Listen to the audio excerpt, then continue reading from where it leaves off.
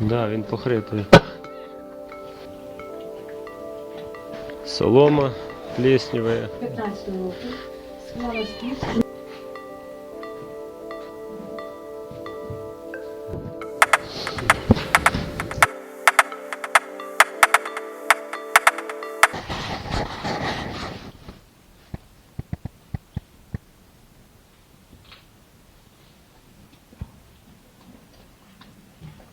В общем, в принципі, я Та не було в них ні то і ні в то, в них шматки не було таких. Та нема, це не то, це не це.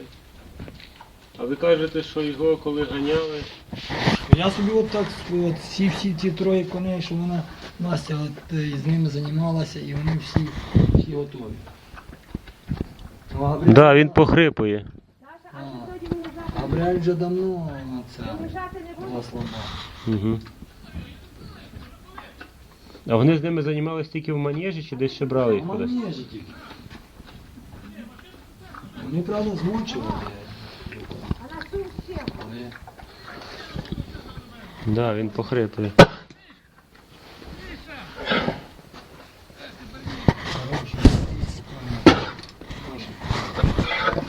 Будь здоров, будь здоров, будь здоров. А коли він почав так покашлювати? ой, ця вже, напевно, 3 місяці, напевно, длиться. Ну він Солома плесневая, уже несколько лет находится здесь, с ней стелят. А тут запах плесени, да?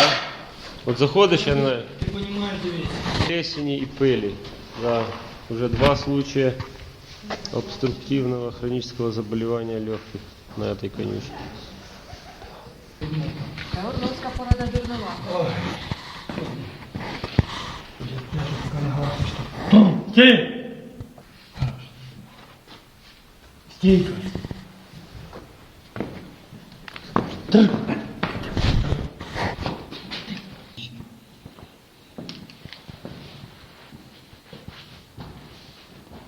Нет.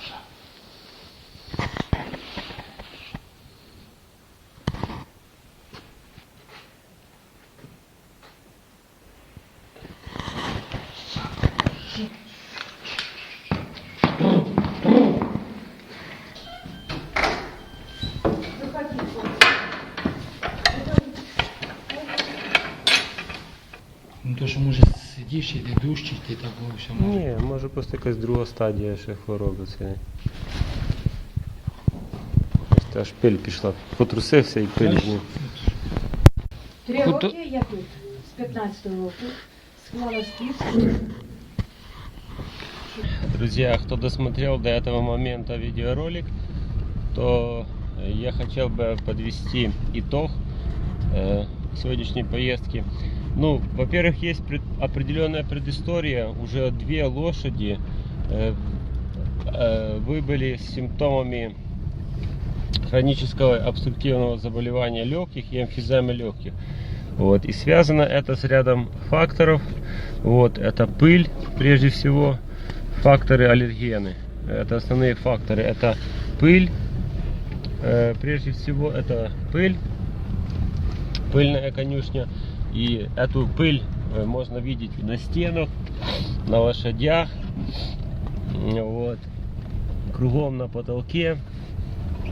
Второй фактор — это манеж. Манеж тоже пыльный, то есть во время занятий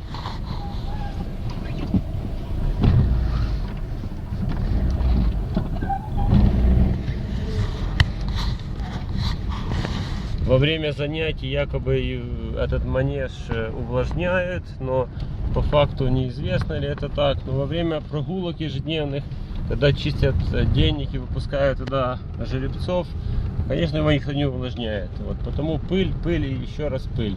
Вот эти факторы аллергические вызывают хронический такой кашель, со временем черевное дыхание. Я даже не знаю, когда перевести черевное дыхание.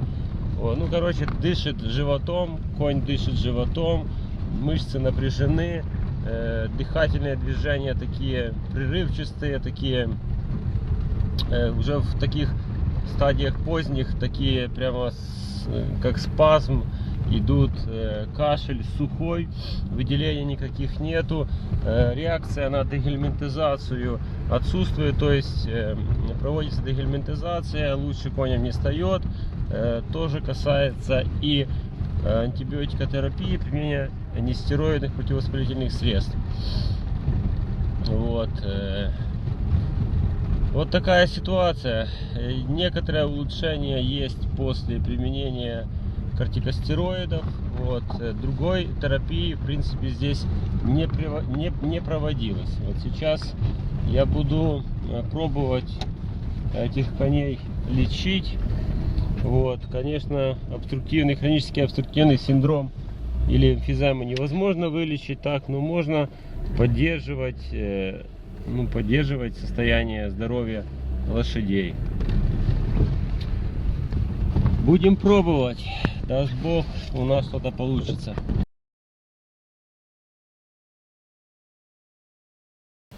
Друзья, отбираем фекалий у лошади для капрологических исследований. Малыш.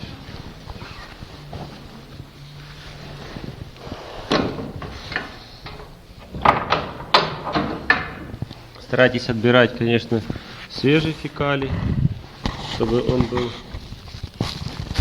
свеженьким. Вот такой пакетик.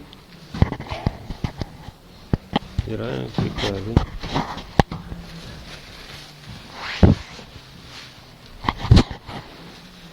На побыл, да, хроническое обструктивное заболевание легких здесь, вот, но мы в этом не уверены, и поэтому прежде всего нужно исключить гельминтную инвазию или как основную проблему, или как сопутствующий фактор, и для этого мы провели дегельминтизацию. Сейчас нам нужно провести контроль качества этой дегельминтизации, насколько она была эффективной. Вот. Если яиц, листов нет, тогда будем двигаться дальше и исследовать дальше. Двигаемся дальше. У нас есть еще один жеребец.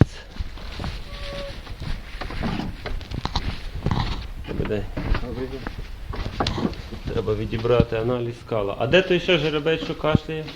Він тут чи його перевели вже? Ні, цей тут. Його ще не перевели, так? Ні.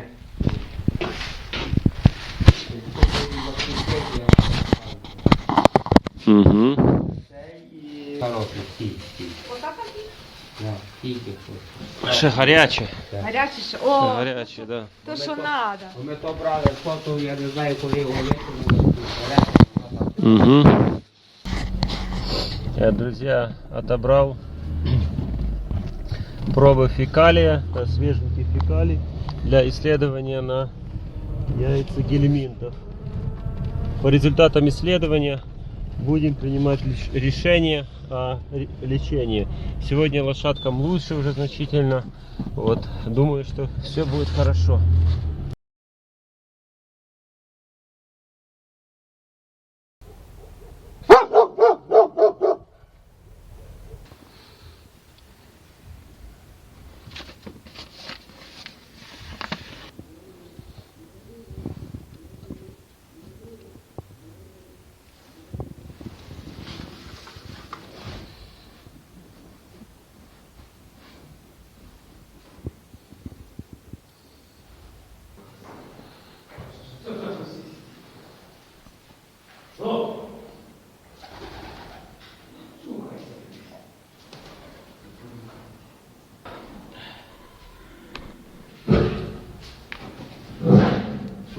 Ну що?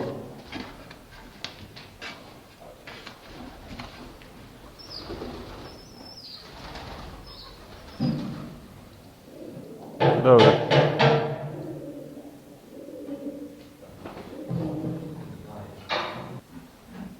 Цукор.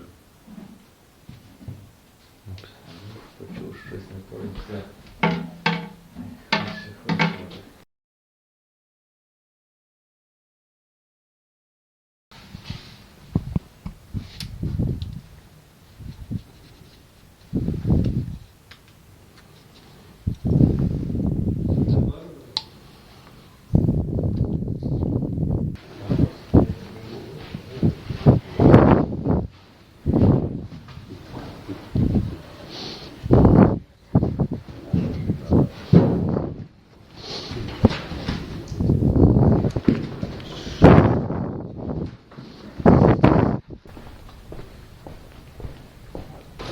Зайди, десь.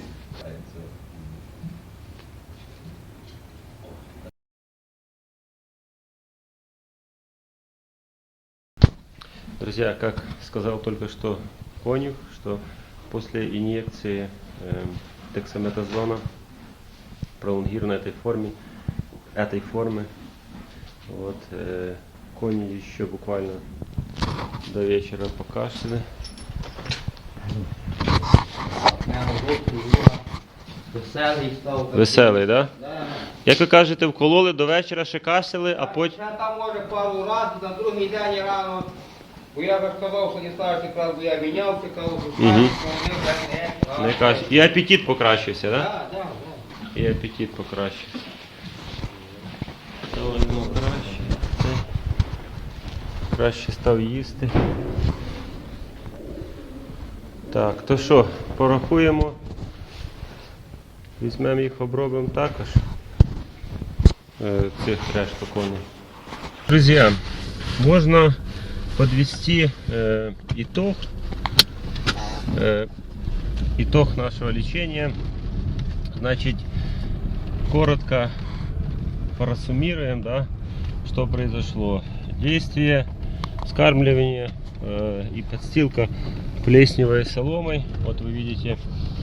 Также манеж, использование песка в манеже, тоже песок уже старый, и этот же песок, когда коней в манеже гоняли, его не увлажняли. То есть это пыль, которая была везде в конюшне, на стенах, кругом, на самих лошадях. Они были этой пылью просто пропитаны. Ну и плюс плесеневые микотоксины. Все это спровоцировало здесь хроническое обструктивное заболевание легких. Названия разные есть в литературе, так и эмфизема, и другие есть названия. Аллергическое фактически заболевание, вызывающее сужение прохода бронхов, бронхиол. Ну и как результат клинически проявляющийся кашлем. Постоянным кашлем. Кашель такой сухой, реже он как бы влажный, в основном он сухой такой кашель. Температура тела в норме при этом у коня, но интересно, что это сильно угнетает животных, сильно угнетает. Такие животные, они, как вот конюхи описывают, которые ходят за ними, они как сами не свои, эти кони. Они, во-первых, плохо едят. Вот. От этого они мало оправляются, что тоже немало беспокоит конюхов. Ну, как бы сказать, на украинском языке сумни, печальные, такие вот печальные вот кони. Если заболевание достаточно прогрессирует, так, кашель усиливается, учащается, приступы этого кашля стают все чаще и чаще, интервалы сокращаются между этими приступами, и атака. Интервалы сокращаются между приступами, и тогда развивается такое вот это брюшное дыхание, вот, и образуется специфическая борозна такая в мышцах из-за постоянного напряжения вот этого пресса брюшной стенки. Образуется такой желобок, да, который характеризует заболевание. У меня где-то были видеозаписи, постараюсь их вставить. История эта проблема здесь, она имеет определенную историю. Вот. Все началось с первого коня, у которого это было уже в хронической форме. И как раз вот эта борозна у него уже была. И этого коня не удалось спасти. Потом эта же проблема была еще у одного коня. И того коня я вылечил. Ну, как бы вылечил, это так, можно сказать, сказано, возможно, и неправильно, потому что заболевание корректируется, но полностью вылечить его как бы невозможно, получается. То есть можно создать такие условия, что оно будет проявляться редко или вообще не проявляться. Но как бы вылечить в этом классическом понимании, в котором мы понимаем, вот была болезнь, вылечил и забыл за нее уже там на года там, или вообще забыл, то это немного не та болезнь. И значит, что дальше произошло? Дальше заслабла кобыла.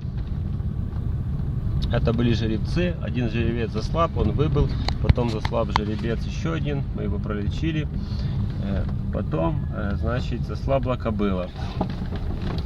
Заслабла кобыла, и лечением этой кобылы я не занимался, к сожалению, у меня не было возможности заниматься, и занимался другой врач. И я не могу сказать, что там конкретно было, но была тоже тяжелая ситуация. Я предполагаю, что это был тоже хобл или козел, так, обструктивное это заболевание, но врач, который его лечил, он предполагал, что это была пневмония. Вот.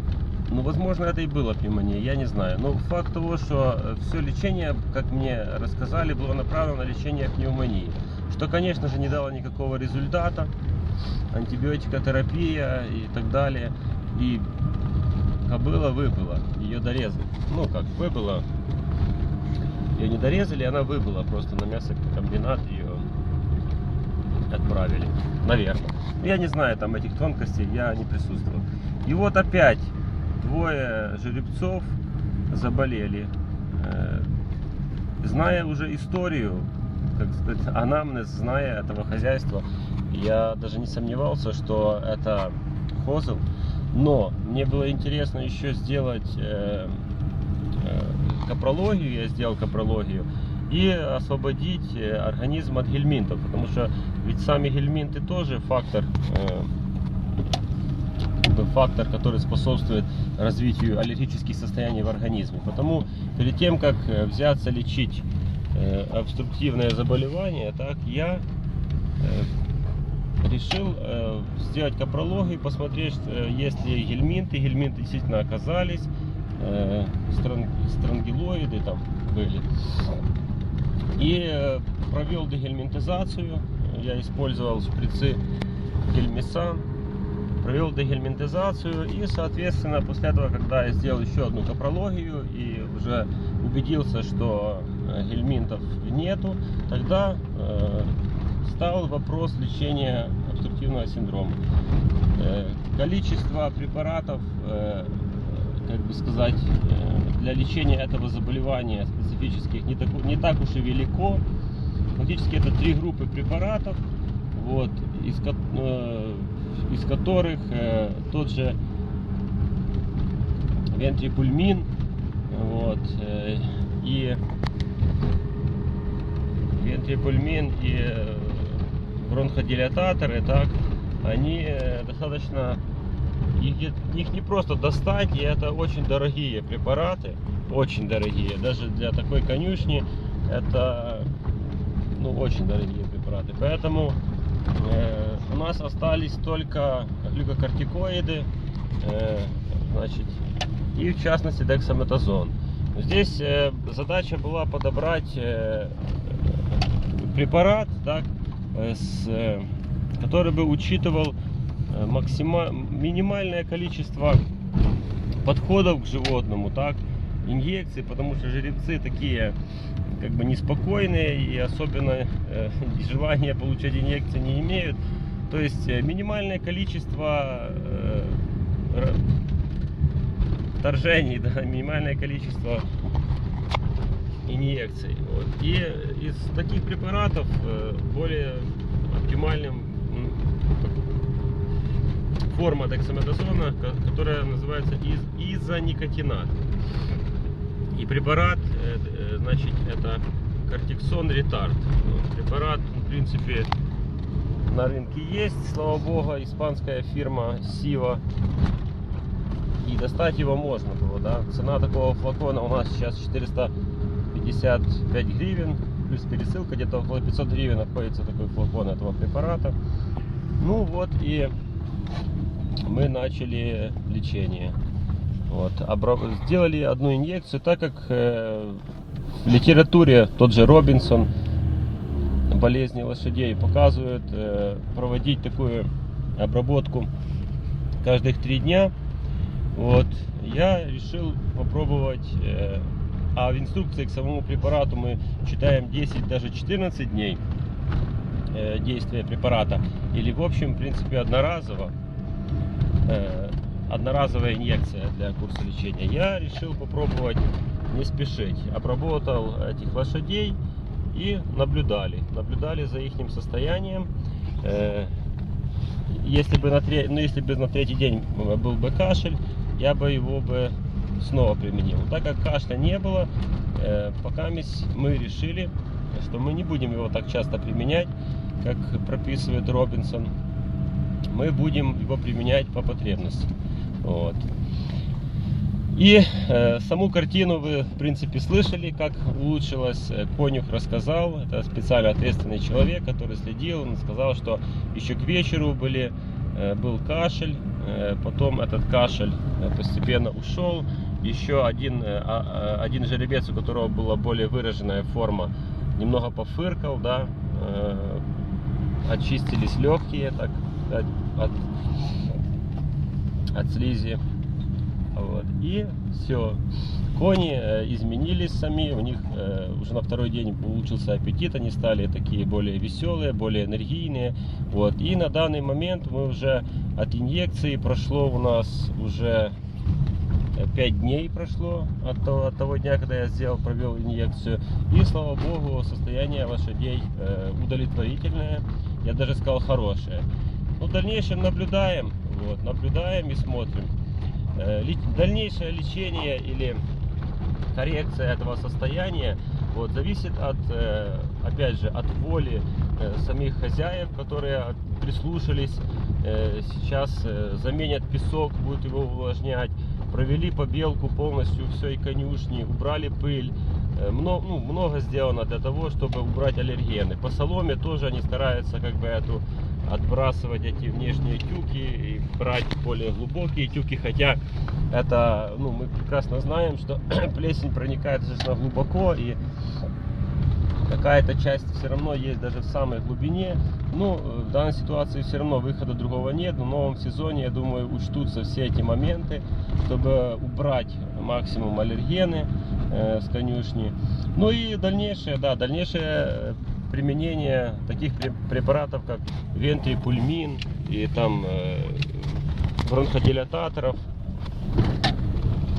Опять же, если они будут показаны в той ситуации, если мы сочтем нужным их применять, если будет воля руководства и руководство выделит деньги на эти препараты, то, конечно, будем дальше лечить, будем дальше корректировать